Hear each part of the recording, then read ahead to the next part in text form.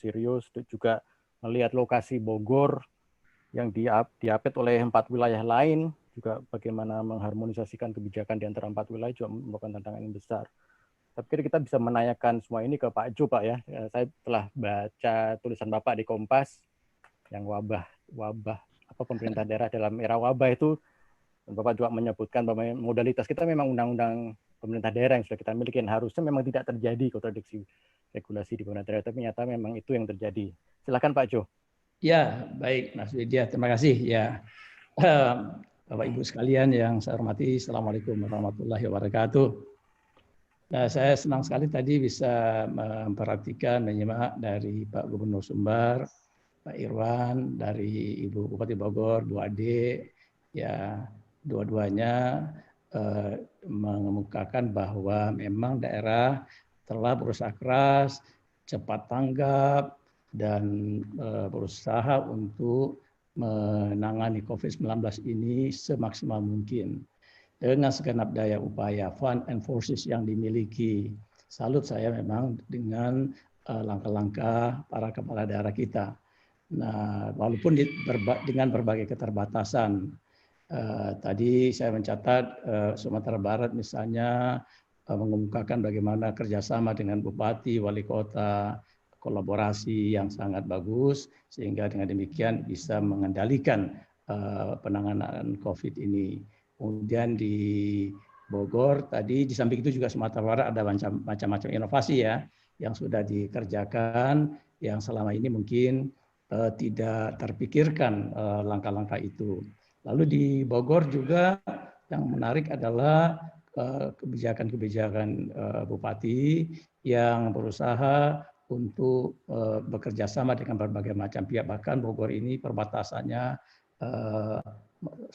hampir sampai dengan 10 daerah otonom. Nah, itu memang memerlukan kerjasama yang intensif kalau mau menyelamatkan rakyat di Bogor. Nah, itu sudah diikhtiarkan dengan sangat keras oleh Bupati Bogor dan macam-macam inovasi, bahkan juga dengan kolaborasi dengan pihak swasta untuk membantu menyediakan berbagai macam dukungan.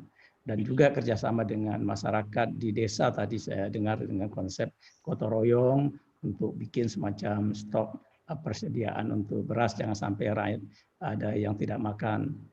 Nah, memang usaha-usaha kepala daerah di daerah sejauh ini sangat kuat lah. Bahkan sebelum pemerintah pusat membuat kebijakan, itu respek yang harusnya dihargai oleh kita semua, termasuk oleh teman-teman yang memegang tampuk pimpinan di pusat ini. Nah, saya ingin menggambarkan sedikit, memang ada persoalan-persoalan dari perspektif konsep relasi pusat daerah kita, bahwa pemerintahan Indonesia ini sebetulnya pemerintahan negara kesatuan. Kita bukan pemerintahan negara federal. Kalau pemerintahan negara kesatuan itu, maka tipe relasi pusat dan daerah itu adalah the strong type. Tipe di mana pemerintah pusatnya yang kuat dan daerahnya itu mengikuti atau menjadi bawahan dari pemerintah pusat. Nah, kalau di model pemerintahan negara federal itu relasi pusat daerahnya, the weak type pusatnya atau federalnya itu lemah. Yang kuat itu adalah negara-negara bagian, daerah-daerah. Misalnya kita dengar ini ada kasus kemarin Gubernur New York itu Cuomo berdebat dengan Donald Trump yang mengintervensi daerah. Dia tidak mau menerimanya. Itu model federal. Tapi model negara kesatuan ya, kita itu jelas-jelas pusat yang memegang kendali dan manajemen dalam penanggulangan bencana, apalagi kalau bencananya bersifat nasional. Maka bencana nasional by law Undang-Undang Pemda 23 2014 periksa lampirannya itu menjadi kewenangan pemerintah pusat. Bahkan tidak hanya pengorganisasian, tidak hanya soal pembuatan regulasi, tapi juga penyediaan kebutuhan dasar korban terdampak yang tidak makan tadi Bu Ade, itu menurut Undang-Undang Pemda yang mengatur pembagian urusan pemerintahan secara konkuren namanya, clear cut, itu di pundaknya pusat. pemerintah daerah itu sebetulnya lebih memberikan dukungan dengan segenap fund and forces, daya dan tenaga, APBD-nya yang juga sudah terbatas, sudah dipotong-potong pula APBD-nya oleh pusat, dana alokasi umum dikurangi, dipotong, di penalti 35% bagi daerah yang tidak melapor, itu tidak diberikan. Jadi penderitaan daerah ini saya lihat ini agak berat ini.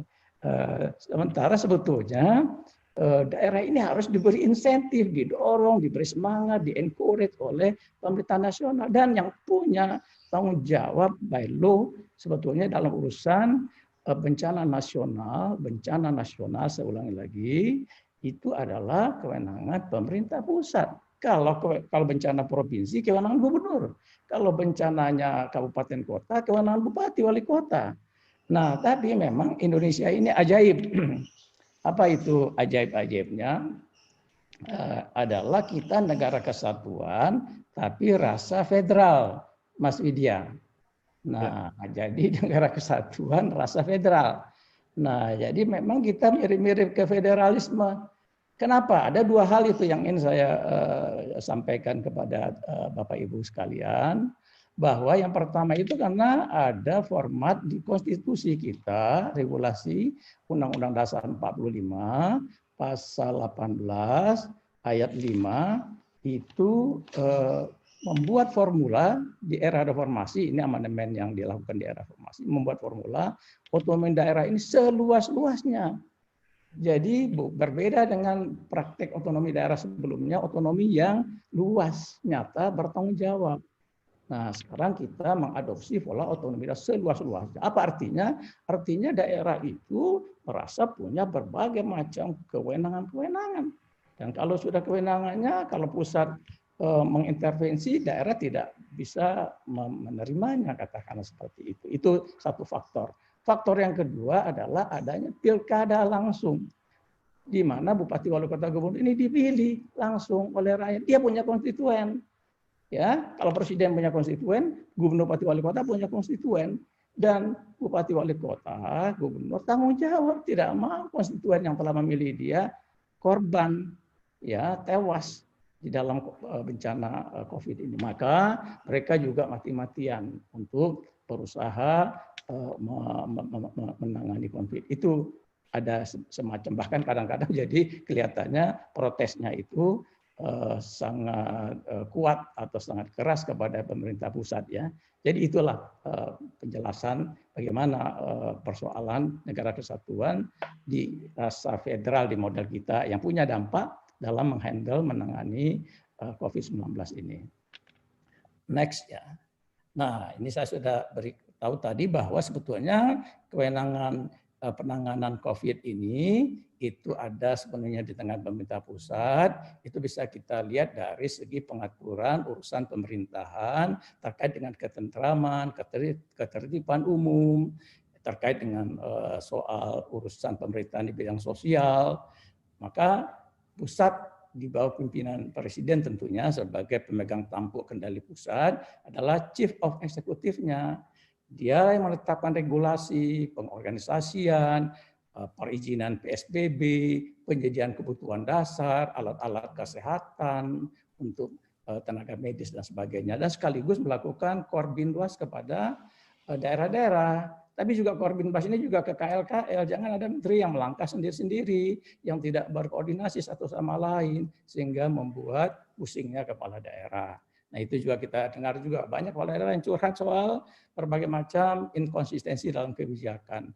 Nah, itu tadi sangat negatif. Saya mengutip kembali itu pernyataan Prof. Hamdi Muluk, inkonsistensi kebijakan dalam penanganan COVID itu sangat negatif, tidak baik bagi percepatan untuk mengendalikan COVID. Nah, Pemda posisinya lebih sebagai perpanjangan tangan pemerintah pusat. Dia Verlangstupnya dari pusat, alat memberikan dukungan-dukungan kebijakan. Bahkan itu di Perpres nomor 12 2020 ketika Bupati, Wali Kota, Gubernur ditunjuk sebagai ketua Satgas, gugus tugas, dia ditegaskan tidak boleh membuat peraturan yang bertentangan dengan kebijakan-kebijakan regulasi pusat. Nah, persoalannya kalau pusat tidak memperhatikan, tidak menerima masukan ya dari daerah, maka itu akan timbul kesan bahwa ada protes atau ada ketidaksinkronan antara pusat dan daerah. Ini perspektif ini tentu saja harus diperbaiki ke depan. Nah, daerah juga bertanggung jawab, dibebani lagi memberikan dukungan, di APBD-nya harus dialokasi, mereka menerimanya, kemudian membantu untuk menyediakan biaya keperluan untuk sembako, mereka lakukan, bahkan sampai ke penyediaan tempat pemakaman pun menjadi tanggung jawab teman-teman di Pemda-Pemda. Lanjut, nah jadi kalau kita posisikan, ini mungkin tidak banyak orang yang memahami bahwa baik Undang-Undang Nomor 23 2014 yang saya menjadi ketua panja pemerintahnya ketika undang-undang ini disusun, posisi kepala daerah di era Undang-Undang 23 2014 itu tidak lagi dual role, tetapi triple role. Nah, 3 fungsinya, 1 dia kepala pemerintahan daerah, dia head of local executive, yang kedua dia wakil pemerintah pusat, Pak Gubernur Irwan, GWPP, Gubernur Wakil Pemerintah Pusat. Nah, dia itu lebih sebagai wakil di bidang sektoral. Kemudian ada satu lagi yang tidak jalan, yaitu sebetulnya ada role yang ketiga dari kepala daerah itu, perpanjangan tangan presiden selaku pemegang kekuasaan pemerintahan umum. Presiden itu adalah pemegang kekuasaan pemerintahan umum. Itu ditegaskan di pasal 9 ayat 2 Undang-Undang Nomor 23 2014. Lalu kemudian Bupati, Wali Kota, dan Gubernur sebagai pelaksana kekuasaan pemerintahan umum di daerah. Jadi dialah wakil-wakil presiden di daerahnya masing-masing, gubernur, bupati, wali kota, bahkan sampai dengan camat menurut undang-undang ini. Jadi dengan demikian, posisi kepala daerah ketika dia menjalankan tugas untuk penanganan COVID, sebetulnya dia lebih memainkan role ketiga. Kepala daerah yang merangkap sebagai perpanjangan tangan presiden. Oleh karena itu dia harus bisa komunikasi dengan presidennya, bisa terus menyampaikan keluhan, pengaduan, atau hal-hal yang terkait dengan kebijakan, langkah-langkah upaya yang dilakukan atau kebutuhan yang diharapkan dari dukungan pemerintah pusat. Nah, ini komunikasi intensif seperti itu perlu ditambah lah ya, walaupun sudah ada tapi menurut saya sangat terbatas. Wakil presiden juga mestinya diaktifkan kembali. Kemarin ini sudah betul wakil presiden bisa ikut kalau presiden banyak tugas yang lain, tapi juga tidak difungsikan, tidak diaktifkan. Jadi ini juga penting untuk menambah supaya kepala daerah ini bersemangat untuk menangani COVID ini. Satu lagi, kemudian next. Ya, next. Nah, ini terus lanjut aja. Ini soal pemerintahan umum itu sudah diatur semua. Lalu evaluasi kebijakan dan regulasi penanganan COVID ini. Nah, saya berpendapat ada hal yang harus kita lihat dalam menghadapi wabah. Itu pengorganisasian pemerintah pusat sekarang mungkin harus diperbaiki ya, disempurnakan. Jadi lebih baik posisi presiden itu baik, Constitution juga dinyatakan presiden itu kalau dalam perang itu panglima tertinggi, commander in chief, itu dinyatakan di Undang-Undang 45. Nah, oleh karena itu saya menyarankan sebaiknya dalam perang melawan wabah COVID yang sangat serius ini, memukul ekonomi, memukul keadaan sosial kemasyarakatan kita, ya, dan efek kepada ancaman nyawa rakyat, maka sebaiknya memang ada review di pusat ini. Yang menjadi penanggung jawab utamanya itu adalah presiden sebagai panglima tertinggi. Nah, kemudian presiden dalam hal ini dia bisa dibantu, tapi untuk level organisasi supaya koordinasinya bagus, jangan dipegang oleh Kepala Badan Nasional Penanggulangan Bencana, Kepala Satgasnya itu. Harusnya sekurang-kurangnya Menko terkait, kemudian dibantu oleh menteri-menteri yang relevan menjadi anggotanya di situ. Tetapi semuanya di bawah tampuk kepemimpinan presiden yang secara hierarkis presiden dengan gubernur, bupati, dan wali kota. Jadi bupati wali kota nggak urusan sama menteri-menteri. Kalau urusan sama menteri-menteri malah pusing kepala. ya kan? Jadi dia urusan dengan presiden dan sesudah itu yang membantu presiden secara langsung adalah Menko yang terkait yang menangani soal penanganan COVID ini. Jangan pula Menko-Menko yang lain nggak ada urusan dengan penanganan COVID juga ikut bicara, malah bikin pusing kepala daerah misalnya. Itu banyak juga hal terjadi, fenomena semacam itu saya lihat. Jadi koordinasi, integrasi, sinkronisasi, simplifikasi juga masih lemah di tingkat kebijakan pemerintah pusat. Ini menyangkut regulasi, organisasi. Lanjut. Nah, yang kedua, terus, nah soal yang juga ramai tadi, Pak Gubernur Sumbar, Ibu Bupati, Ade juga mengukuhkan keluhannya soal penerimaan bantuan korban terdampak ini. Ini persoalannya sebetulnya tadi disinggung adalah ada banyak sekali jenis bantuan yang diberikan, Kemensos punya, Kemendes punya, lalu ada macam-macam pihak lain lagi di instansi kementerian lembaga yang memiliki itu, dan datanya data usang, data tidak mutakhir, sehingga kemudian merepotkan kepala-kepala daerah. Nah, kembali saya tegaskan, karena ini kewenangan penanganan bencana nasional di tangan pemerintah pusat, harusnya ngelit ini pemerintah pusat. Jadi pemerintah pusat mendrive, meminta kepada bupati, wali kota, gubernur memutakhirkan data dulu sampai RT RW, kemudian verifikasi oleh Pemda, sesudah diverifikasi Pemda, pusat menetapkan data yang akan diberi bantuan sosial, bansos ini.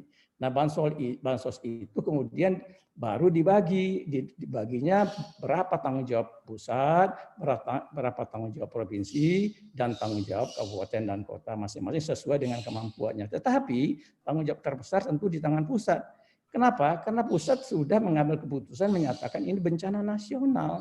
Jangan terbalik-balik. Lalu kemudian untuk minta PSBB, daerah misalnya harus menyediakan dulu kemampuannya bagaimana. Ini terbalik-balik. Ya kan? Loh, kok daerah jadinya yang seolah-olah menjadi penanggung jawab, padahal kewenangannya ada di tangan pemerintah pusat. Ini harus dikoreksi kebijakan-kebijakan semacam ini. Lalu pembagian bantuan itu sebaiknya memang jangan bermacam-macam jenis itu. Ada kasih sembako, ada kasih uang, ada jumlah uangnya beda-beda. Tiba-tiba lagi ada desa, kata Bu Ade tadi, yang ngasih lebih besar dari kabupaten. Macam-macam akibatnya. Nah, sebaiknya memang ini satu untuk kita belajar ya, macam-macam negara juga sudah melakukan itu. Bantuan tunai BLT langsung, uang jumlahnya standar semuanya. Dan itu dihimpun. Sebetulnya uang pusat, uang daerah itu satu. Kantong kiri, kantong kanan. Kalau pusat kendalikan, itu bisa terjadi, bisa dilakukan. Perbaik administrasi itu mendukung semuanya.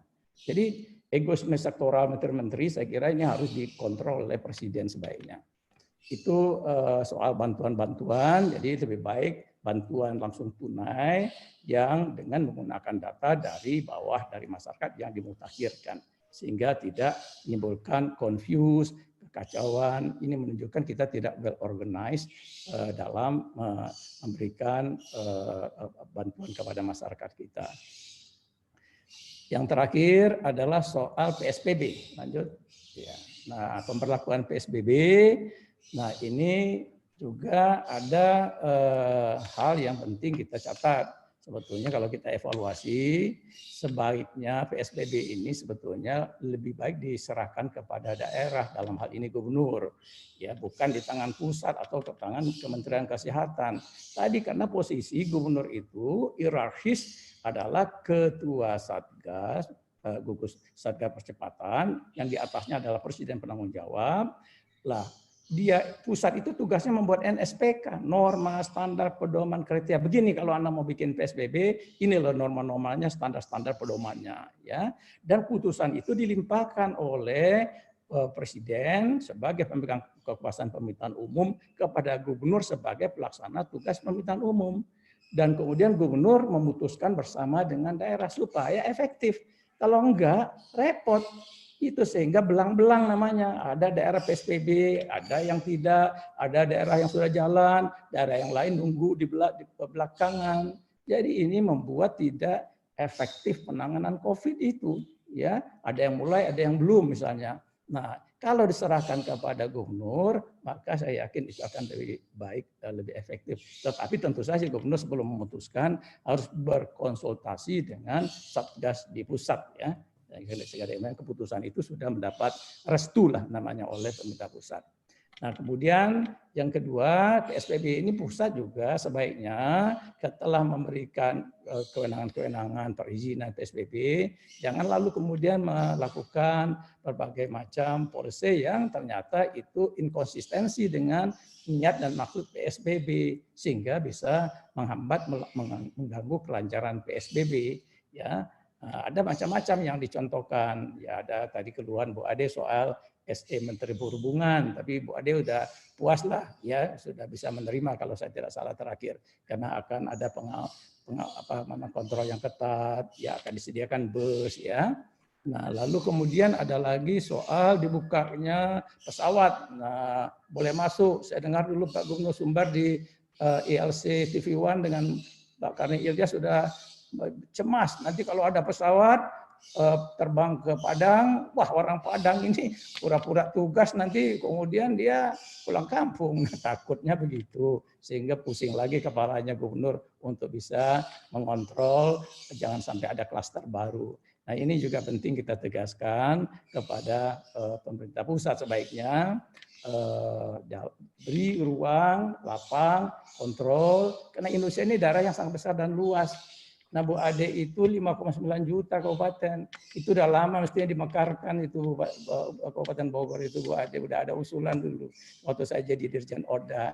Tapi saya belum jadi terrealisir. Nah, harusnya itu diperhatikan untuk pemekaran daerah. Nggak mungkin 10 daerah bertetangga. Dan satu lagi Jakarta Raya ini nggak bisa, Bu Ade, tanpa kerjasama dan dukungan dengan daerah-daerah penyangga. Jakarta Raya ini harus kita bangun menjadi provinsi metropolitan Jakarta Raya. Seperti Tokyo Metropolitan City, Manila Metropolitan City. Jadi Bogor, Tangerang, Bekasi itu harus di bawah satu kesatuan Metropolitan City, baru bisa beres. Kalau enggak jalan, percaya.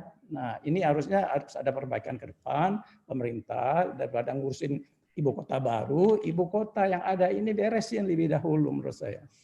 Nah, yang terakhir adalah putusan PSBB sebaiknya meliputi keempat, pemerintah pusat harus merangkul, menerima masukan Pemda. Ya, balik terus, ya lanjut aja yang tadi aja. Baik. Pemerintah pusat harus merangkul, mengajak, menerima masukan Pemda yang tahu lapangan. Pusat nggak tahu lapangan dan mengapresiasi, kasih insentif kepada daerah yang kreatif.